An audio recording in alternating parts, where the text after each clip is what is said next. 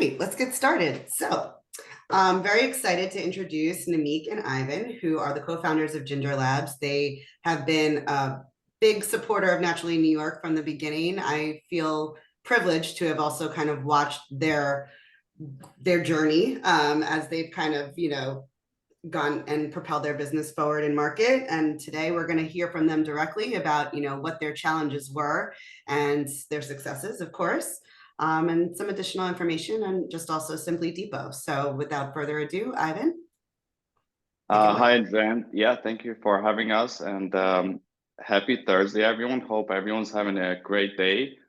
Brief intro on myself. My name is Ivan. I'm a co-founder of Ginger Labs, a wellness beverage brand. I'm also CEO and founder of Simply Depot, a retail execution platform for brands and distributors. We help our customers to streamline field sales, merchandising, finding new customers with prospects, setting up wholesale storefronts, and in general, just streamlining and supercharging all the wholesale processes. So this is a brief intro on myself. I'll pass the call to Namik now on a brief intro. Hi guys, Namik here, founder of Ginger and CEO of Ginger. As you might know, we make some organic ginger shots and also prebiotic beverages. I'm also on the board of Simply Depot as well, helping them with retail execution as well.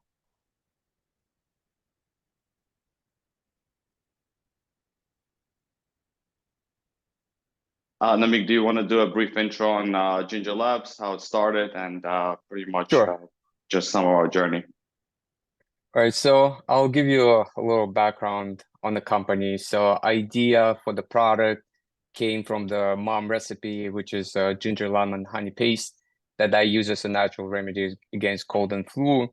And it was summer of 2019 when I started crafting the ginger shots at home, sharing with friends. And, I remember one in the morning run, I shared some of those ginger shots with Ivan. And, we thought this is kind of like a really good idea as an alternative to traditional vacation. When you feel under the weather, you can have ginger shot that can boost your energy, boost your immunity. And then fast forward in 2020, we're about to launch our product, and COVID happened. Obviously, we were kind of like lost if it's a good idea to start a company at the time. And eventually we just decided to move forward. And it was like March and April of 2020, we couldn't really get with any distributor, which were, everything was like shut down. So we just decided to start self-distributing product across New York City. And that ended up being kind of like winning formula. So we went from store to store to store, offering our products to different bodegas and coffee shops and supermarkets.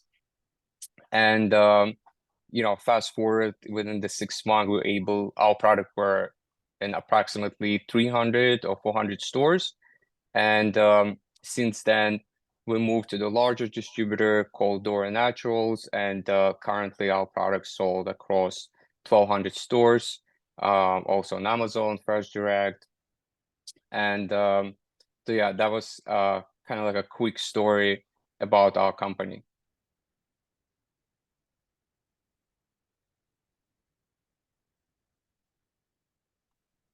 Ivan, do you want to add something to it as well?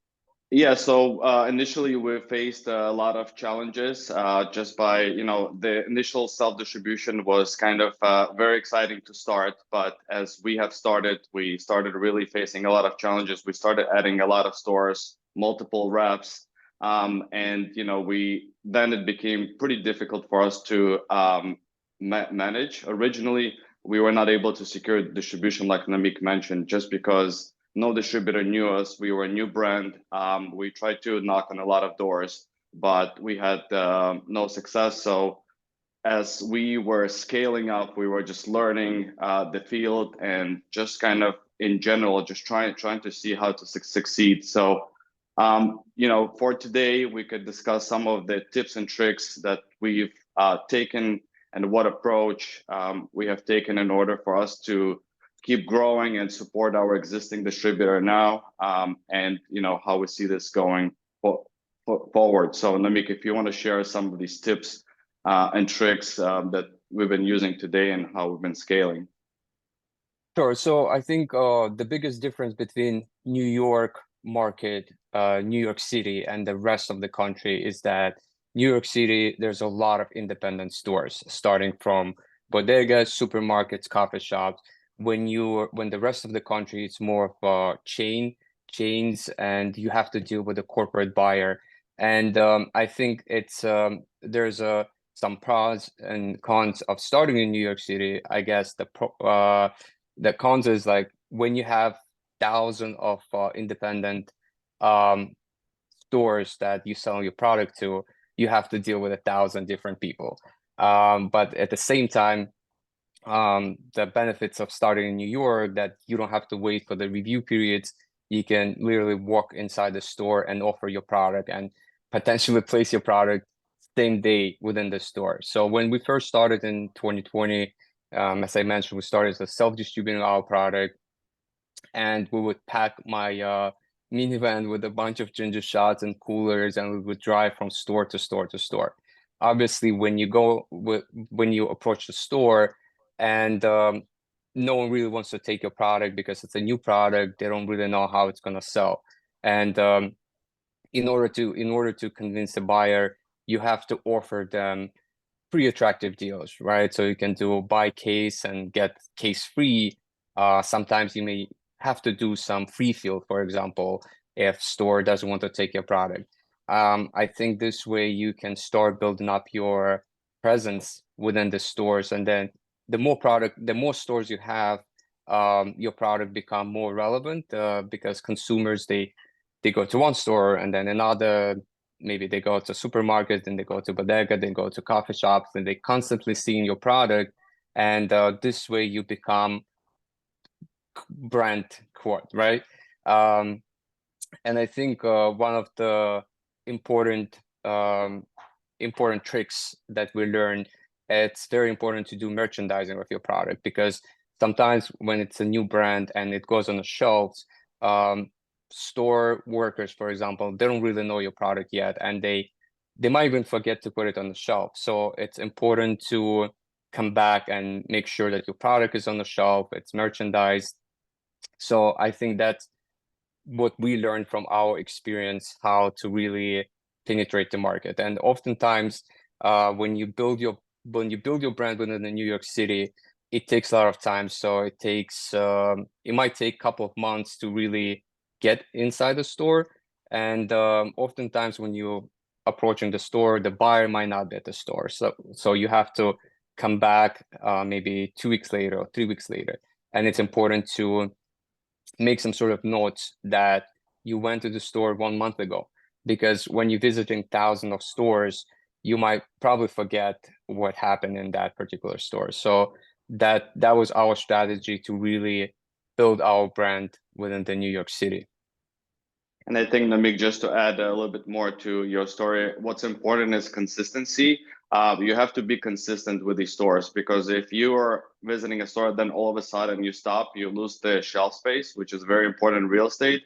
And all the brands are fighting for that shelf space. Once you get off, it's more difficult to get in. It is possible to get back on with, the small mom and pop shops, but with the chains, it's even more difficult. So the consistency is the key. Yeah. So maybe we can go to the next slide and continue.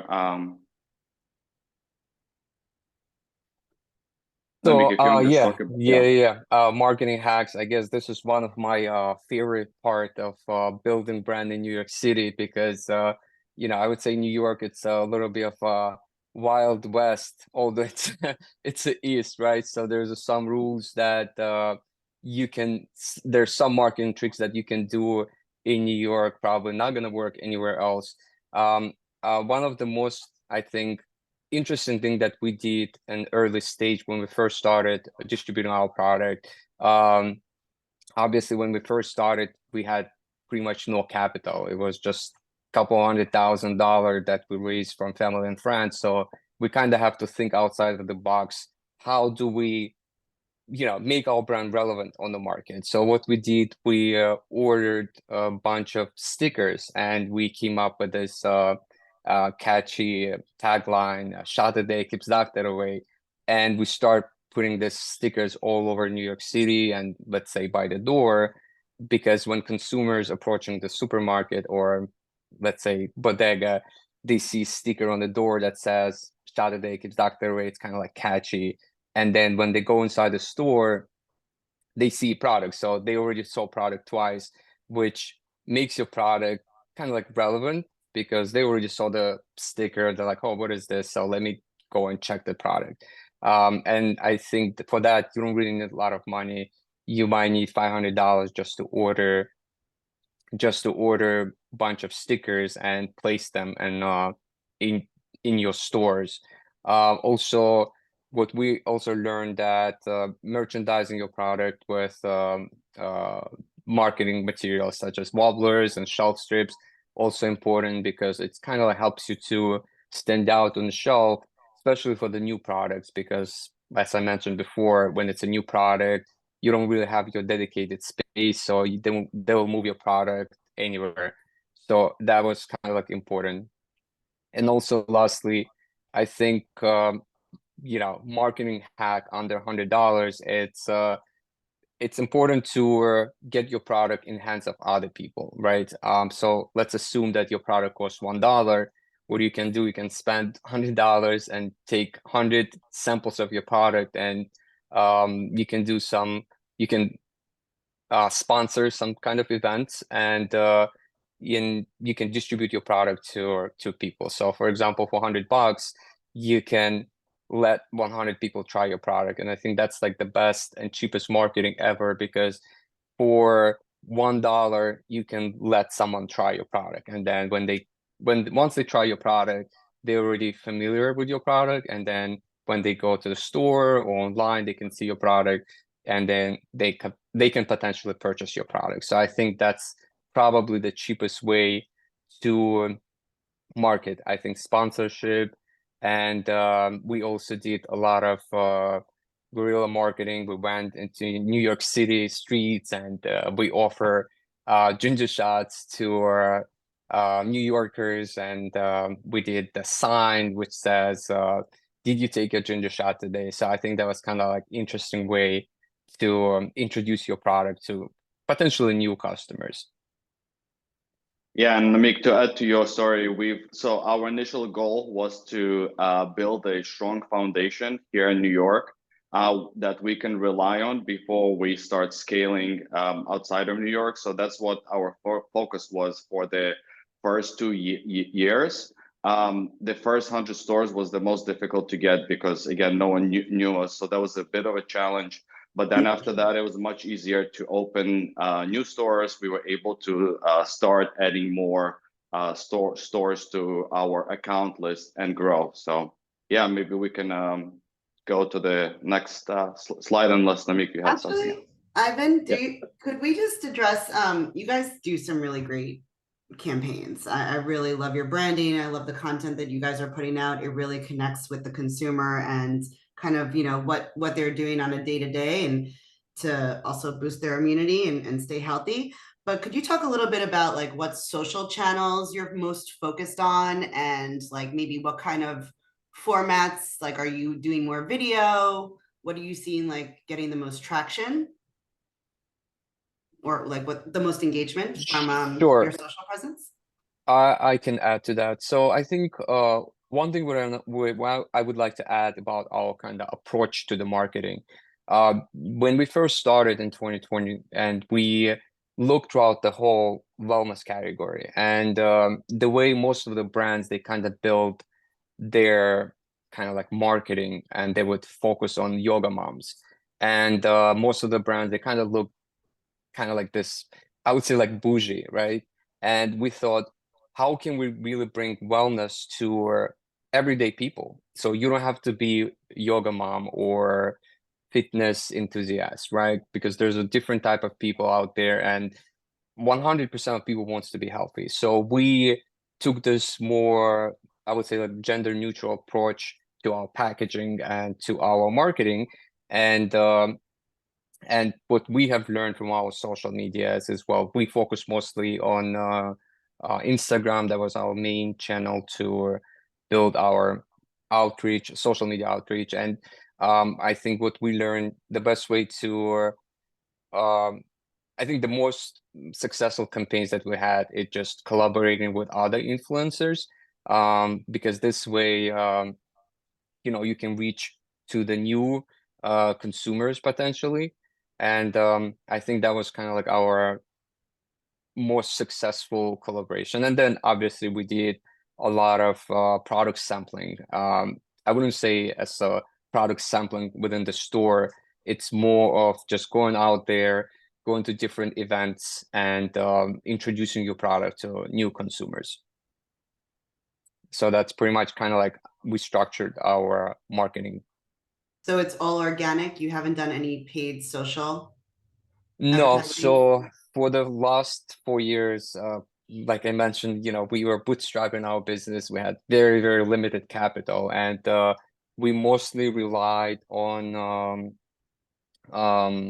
point of sale materials and also organic marketing events, I think, because the way I thought about it, let's say we have $10,000 marketing budget for the whole year, which probably nothing, when you try to work with big influencers, that costs just one campaign. And we thought, what if we just spend $10,000 and make 10,000 shots and give it to a bunch of people, because this is like the cheapest way to introduce your product to the consumers, right? Because like I mentioned before, if you try it once, you're already kind of like familiar with the product. So that was our main focus. And I think we just started about 2 weeks ago doing paid media. And that's pretty much where our strategy. And are you seeing it successful? Like what kind of paid media are you doing? So right now we're doing Meta ads and also TikTok ads, but like I said, we only started 2 weeks ago, so we're still gathering some data, and we're gonna analyze what is successful.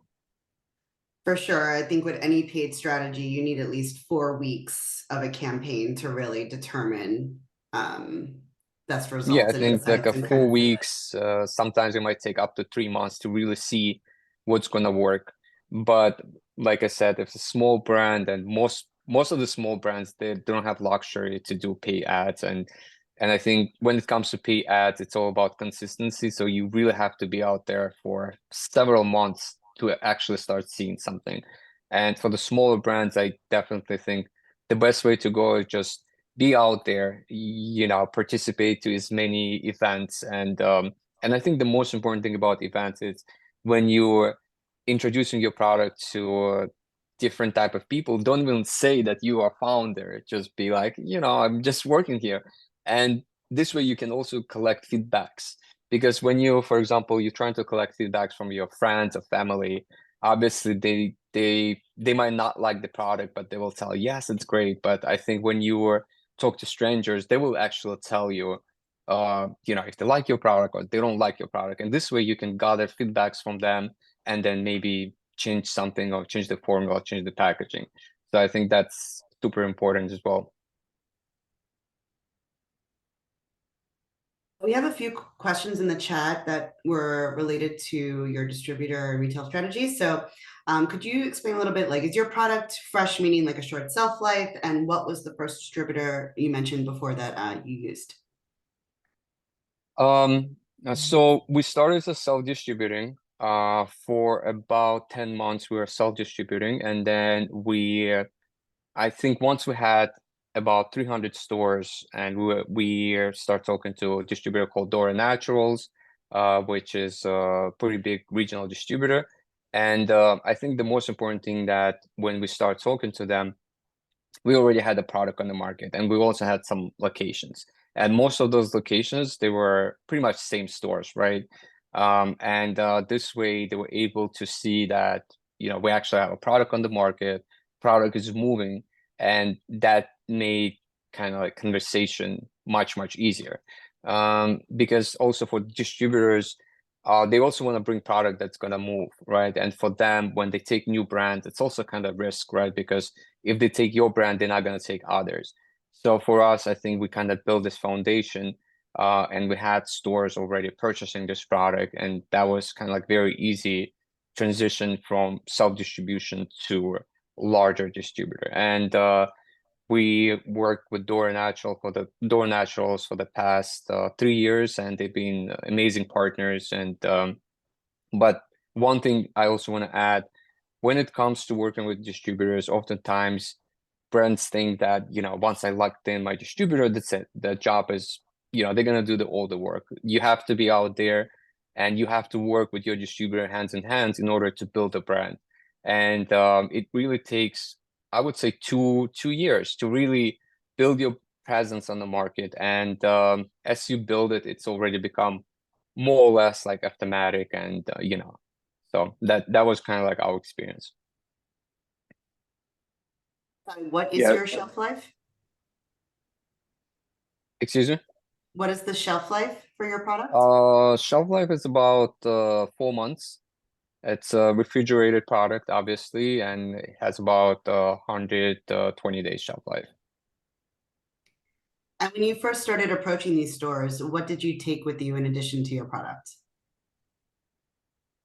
I think when we first started, obviously we'll take the whole box and we'll go inside the store, and we also, once we place the product on the shelf, we'll ask the store owner, if we can place the stickers or shelf strips on the shelves, and most of the times they were okay with it.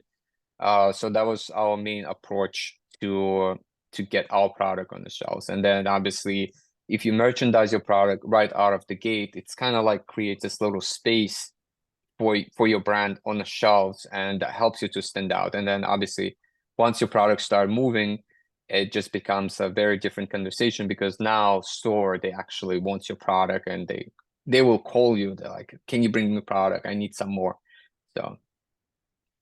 So I also think some of the important things, in addition to working with your distributor, you have to get the store to really get familiar with your brand, because so once they reorder a couple of times, they're already familiar with your brand, and they'll order it automatically from their distributor reps.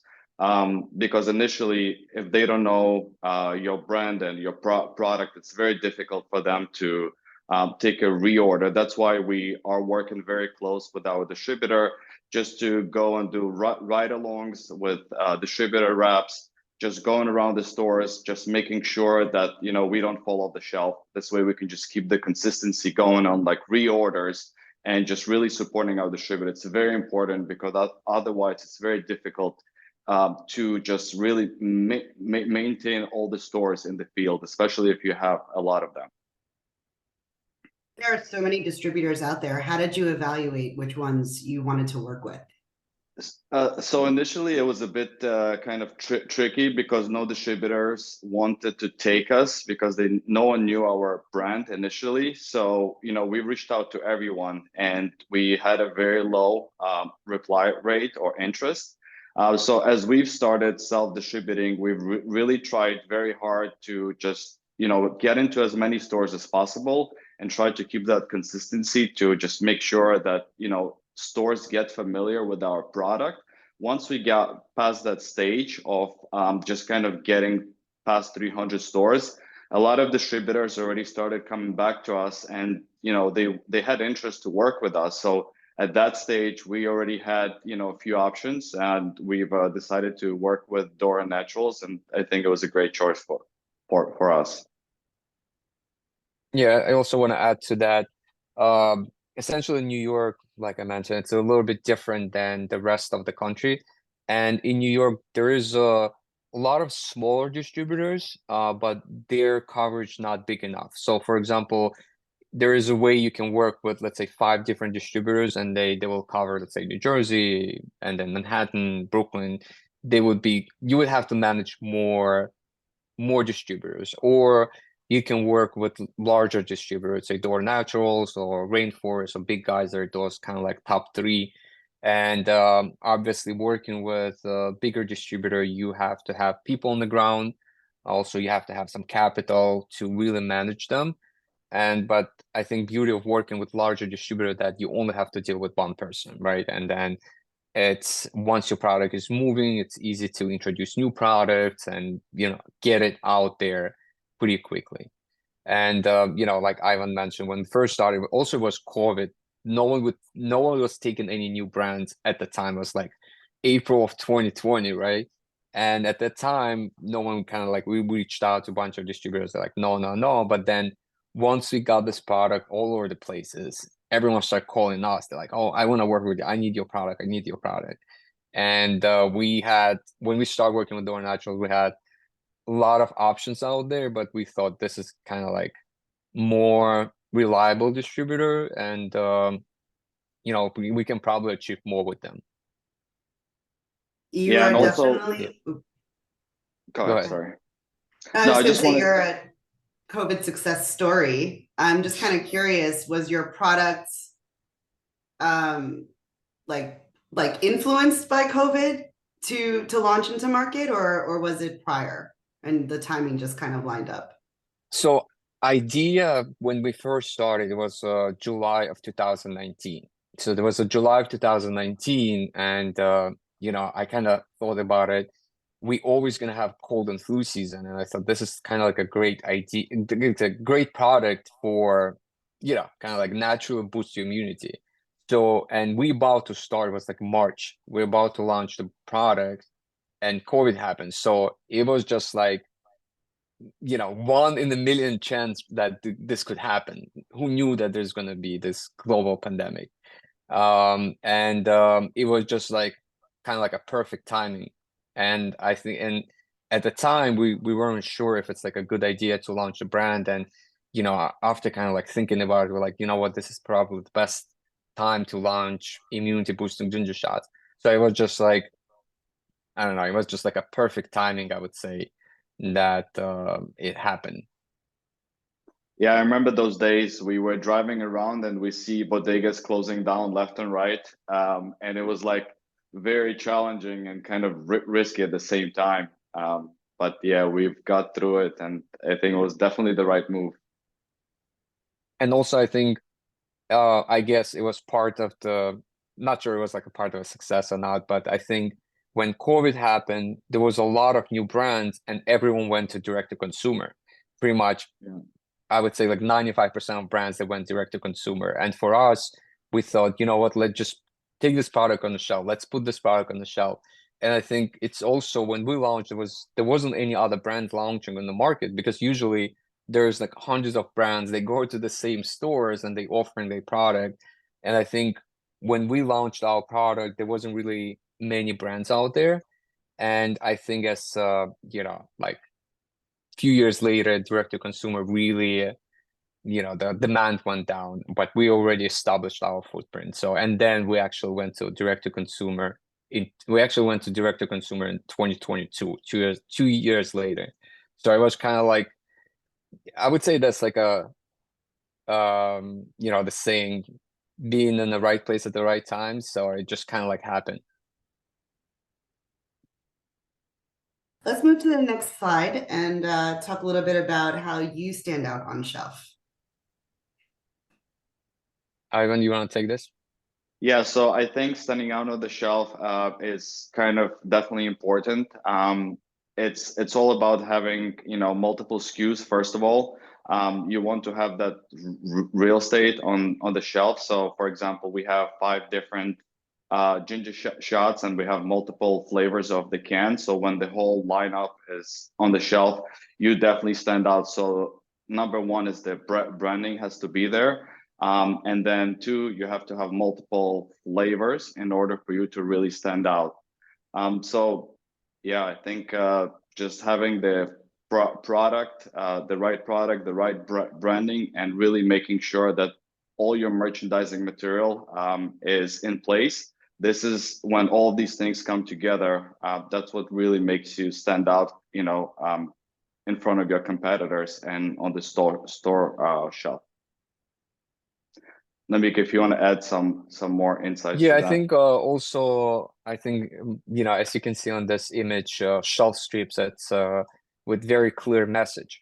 I think oftentimes when a new product on the shelves and it's not really clear what it is. It might be like CBD beverage or it's energy or it's wellness beverage. So, and I think when consumers they approach the shelf, they have few seconds to kind of like decide what's gonna catch their attention. So I think having this clear message, what exactly you're selling, it's very important. Let's say on this shelf strip it shows ginger shots. So it's very simple, you know right away what it is.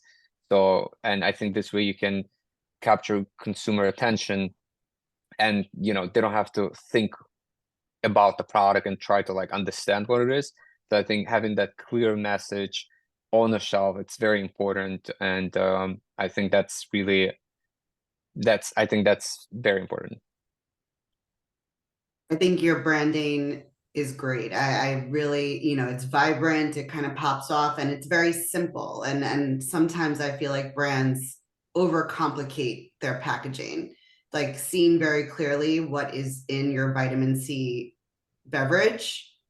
Like, it's just it resonates. And I think you're doing a great job in terms of, the branding for your products. So well Thank you. done. Mm-hmm.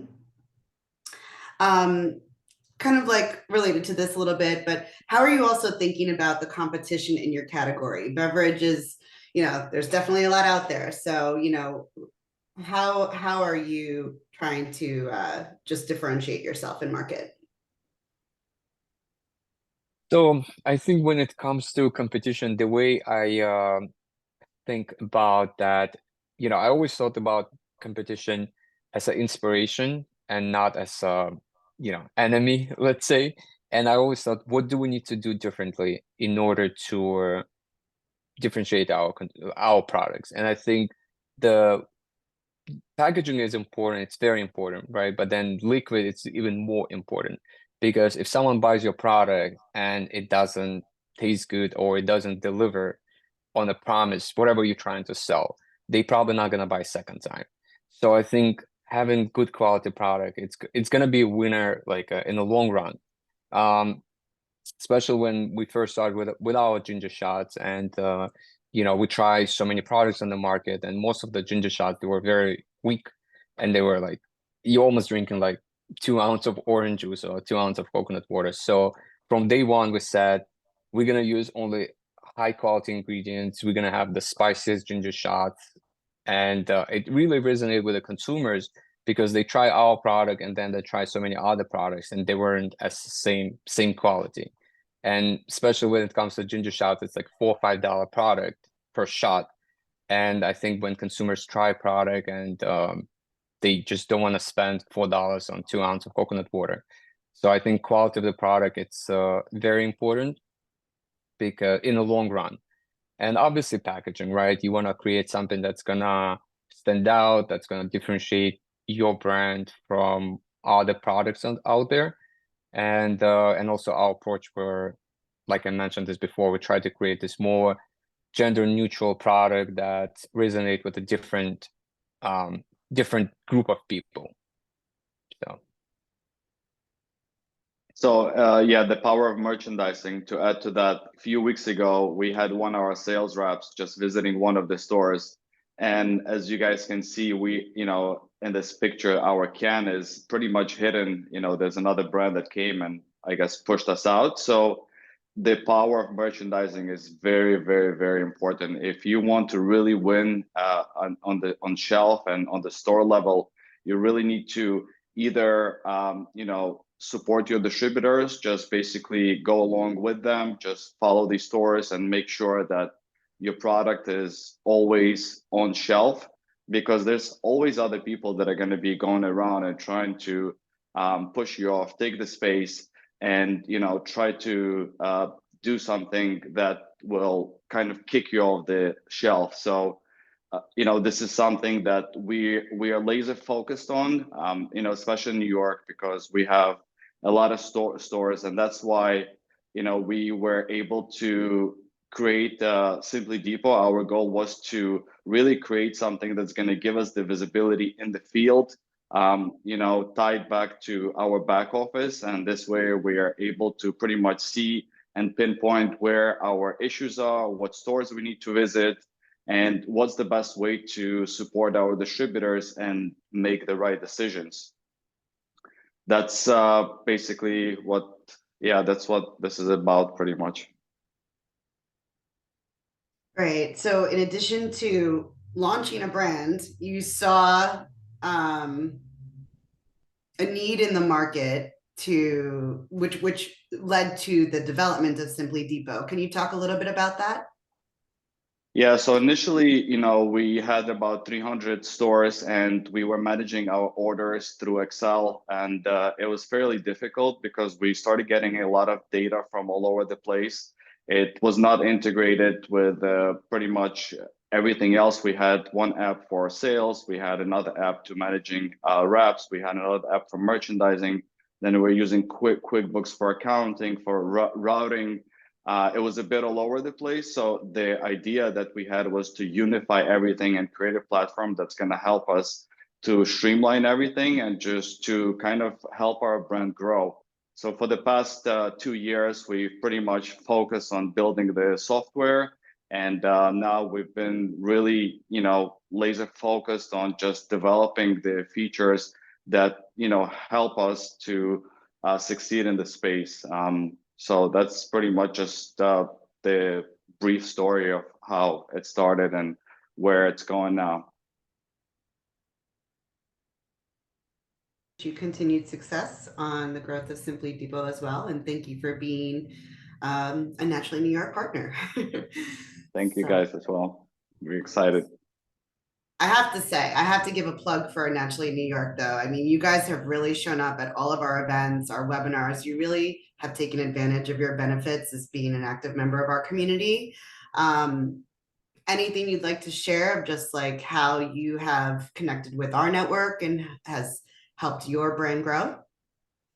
Yeah, I think I definitely want to add to that. When we first started, it was like 2020, and we were like super focused on the business. Obviously, it was COVID, there was no events and none of that stuff. And we were kind of like just working. And then at one point when we start considering raising some capital, we're like, we need to go out there and start talking to people. And then I learned about Natural New York through a friend of mine. And honestly, I think once we start going out there and meeting different people, that's when things start happening. People learn about us. So I feel like there was like a brand out there, but no one really knew who was behind the brand. And I think once we start going out there, talking to meeting a lot of different people, and it could be investor or retail buyer, I think that's when things start happening. We kind of like became the brand, New York brand, that people really knew. I think Natural New York was an amazing partner for us, and just going to all these events and meeting different people and even different um, brand owners. We also helped so many other up and coming brands, and we advised them and helped them to really get the product out there. So that was very important for us to really be out there and just meet new people. The power of connection, right? Power of connection, 100%. Yeah. Love it. Okay, I want to open this up a little bit more to everyone on the call. I'm sure you have some questions for these guys, so please don't be shy. You're welcome to raise your hand, drop them in the chat, or DM me directly. But some key takeaways. What do you say? What would you say are your biggest successes in terms of your strategy, connecting with retailers, distributors, etc., kind of to just close the loop?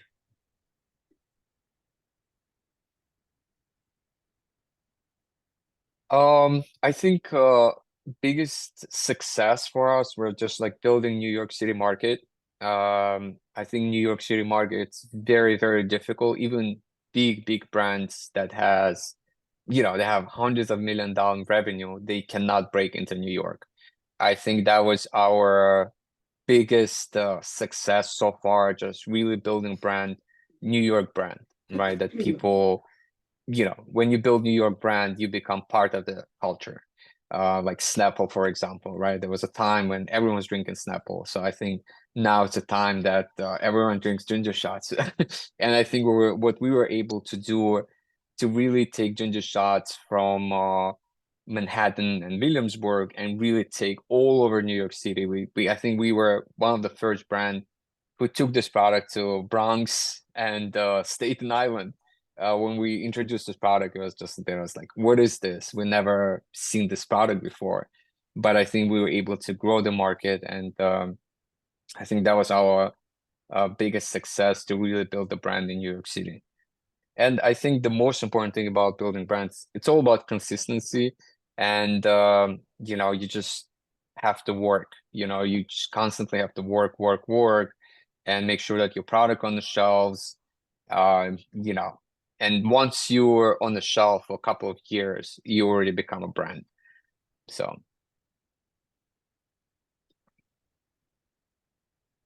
Thank you. We have a couple other questions.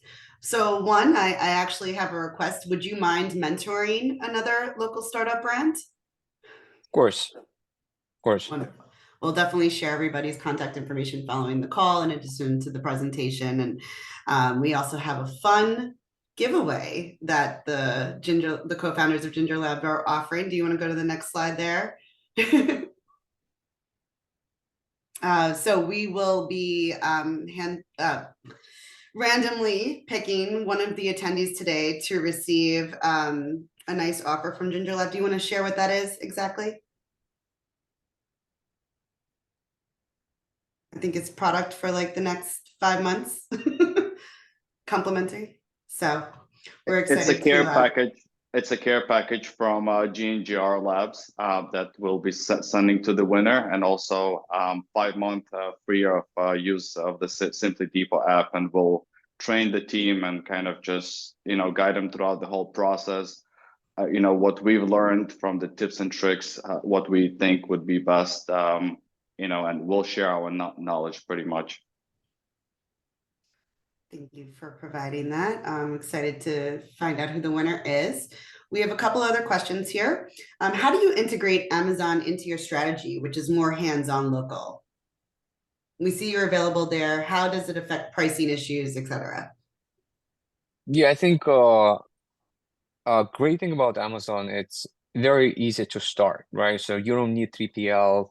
All you have to do just set up your listing and start selling, and you can fulfill your orders by yourself, right? At early stage.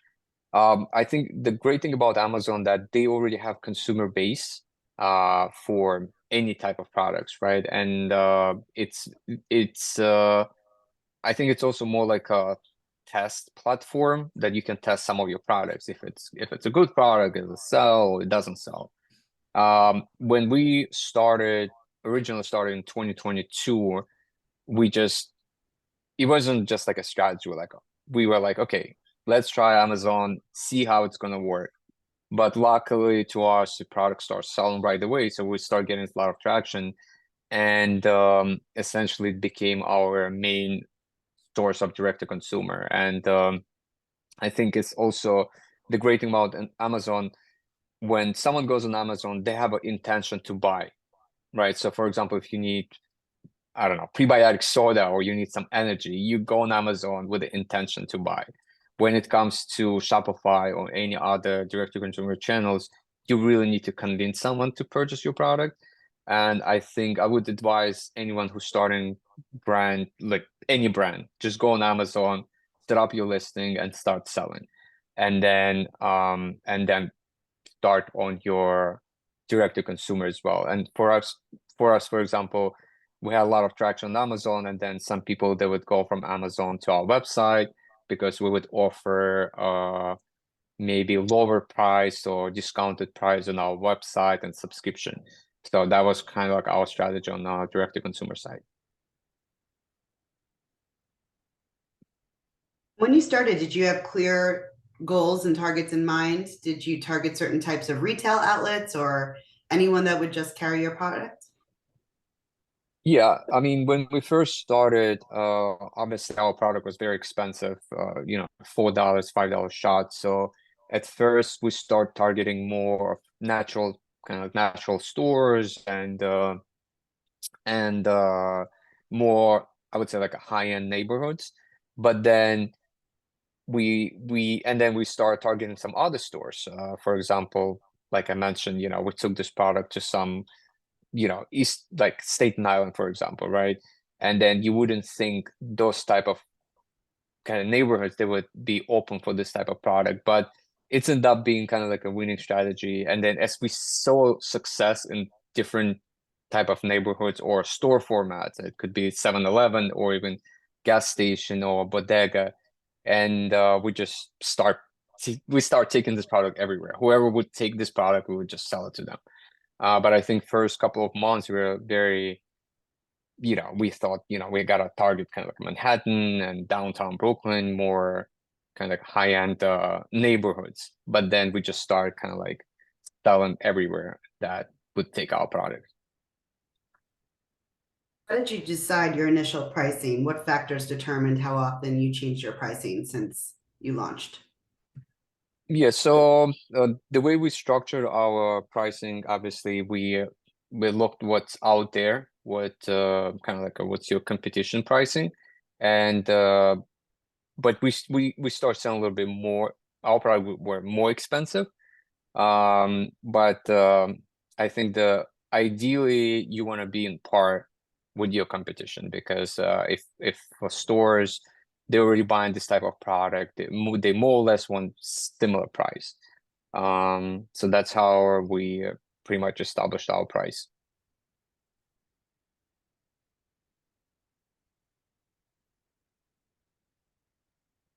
So when we first started, we were unprofitable. I think when we first started, there was a lot of learning about the product, and we also were working with a co-packer. Our cost of goods were very expensive. I think it took us probably 3 years to really break even, because one thing about your cost of goods, but then you also spend a lot on marketing and trade spend, especially early stage when, for example, you offer free cases or buy one, get one free. It all comes out of your pocket. And I think once your brand is established in the market, and you can kind of like you can remove some of those free deals, but it took us 3 years to break even. How many people do you currently have on your team?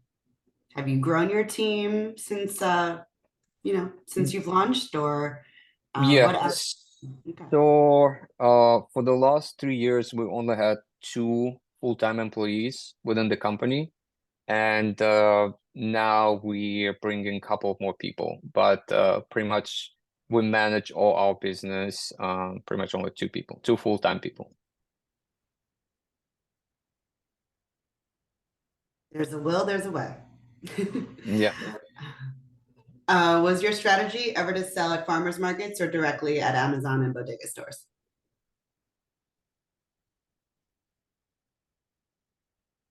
Um, we never really kind of went to the farmers market. I think we just hit all the possible stores that would just take our product.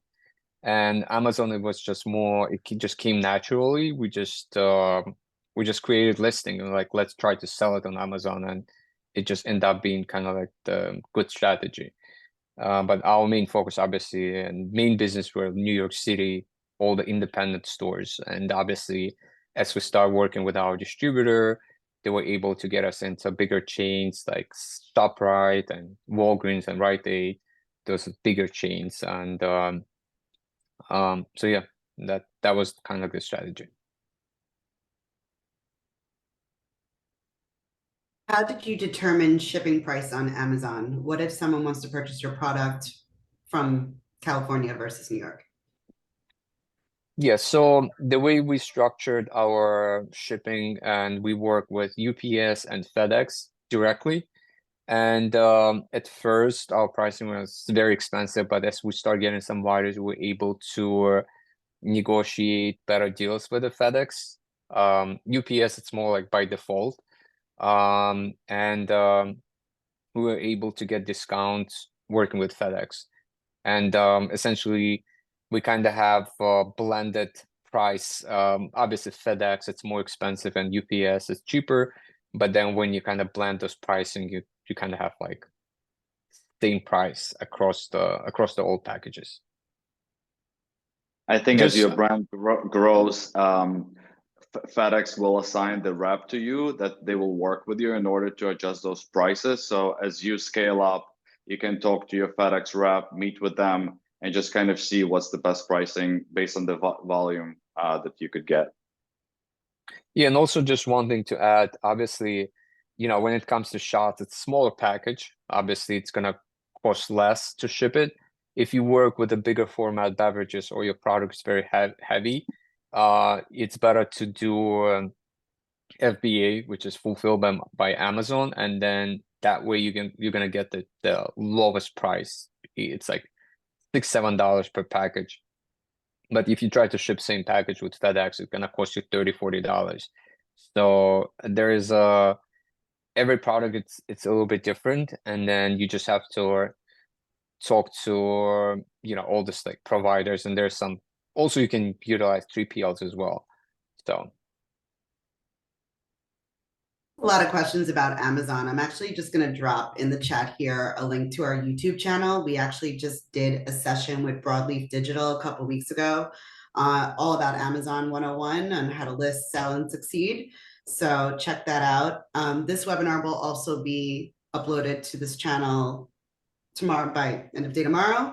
So you can always view all of our previous sessions here.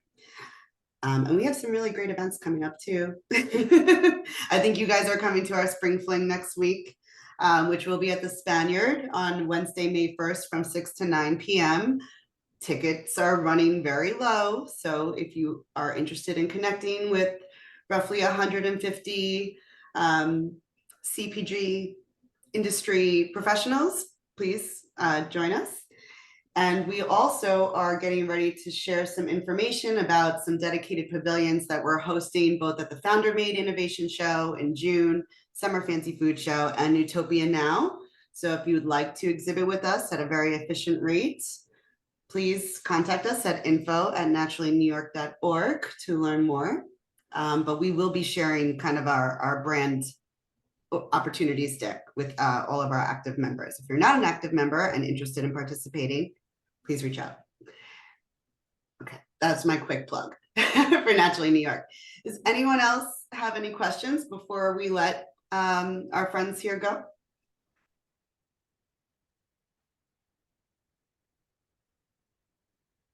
You're welcome to unmute yourself if you do.